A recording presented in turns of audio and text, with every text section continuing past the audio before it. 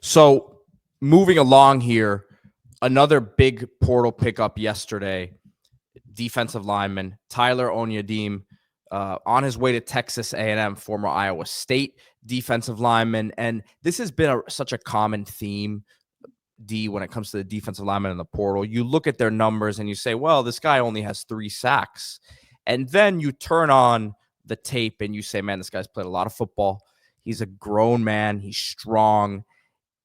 As many guys as you can, as many top recruits as you can get coming out of high school is great, but those young guys are not always ready on the defensive line. You bring someone like this in if you're Texas A&M and figure he can be a very important part of your defensive line.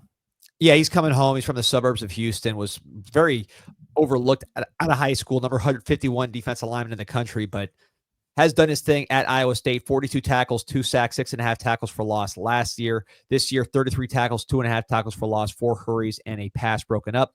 Yeah, DJ Hicks and Albert Regis starting the bowl game. They'll be back. They'll be solid, but they needed some depth behind them. So Onyedim brings that veteran experience. It is a man's position there on the defensive line. So like you said, you want guys that have some experience and some physical maturity to them. And that's what Onyedim brings. You did beef up the outside. Of course, you're losing Shamar Stewart to the NFL, but you bring in TJ Searcy, Sam Mpemba, Deion Hayes on the edge. And, of course, you fortify defensive tackle, losing Shamar Turner by bringing in Onyedim. So you lose a lot on the defensive line for Texas A&M, but you've been recruiting well with guys like Hicks, and you hope to augment that with the veteran presence of an Onyedim. And look, Texas A&M has been doing a lot of work across the board. And it's not just the speed, it's not just the pass rush and the big defensive ends. It's the beef right here up the middle. And it's going to be an interesting team to watch going forward because Mike Elko is reshaping this team to his identity, kind of moving past the era of that number 1 class of all time and moving closer to something that Elko himself has built, which from what we could see is going to be explosive wide receivers, dual threat quarterback, and then a defensive line with a nice mix of veterans and youth. Yeah, they've added, just on the defensive line, TJ Searcy from Florida. Of course, Mpemba came over from Georgia, a guy that has a lot of ability, explosiveness, and if he can put it all together for them there, would be a really, really huge get. So you add that to this pickup here, and then we know what they've done on the offensive side of the ball. Some really exciting receivers that they've added over there.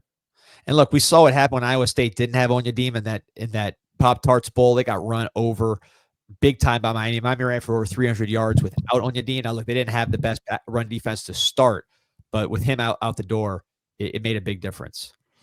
Yeah, look, Cam Ward for Heisman as A&M has a massive checkbook. They've always had money, but at the same time, they have a lot to sell with Elko. Elko has a proven track record.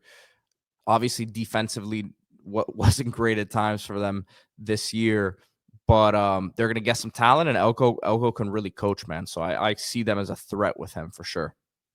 Yeah, and the quarterback's going to be the key, right? Getting him comfortable. He has strengths. Marcel Reed has strengths. He has weaknesses. He's got multiple years of eligibility with Concepcion and Hudson and all these guys that you're bringing in.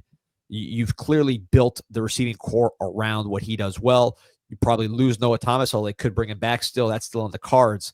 So just a totally revamped offense, and this is a team that's been interesting to watch. They're clearly realized that high school just outspend everybody model is not going to work, so they're trying to be smart in the portal and also very good evaluating. Landon Rink, who we'll talk about here in a second about the Under Armour game, I thought was one of the best players in that game. Defensive tackle, 3-star, who signed with Texas A&M, and watching him, man, he looks way better than a 3-star player. Right. Not sold at all on Marcel Gio says. Yeah, well, look, I mean, there's some development to go there, but they won games with him this year, right? So I think there's something to be said for that, without a doubt.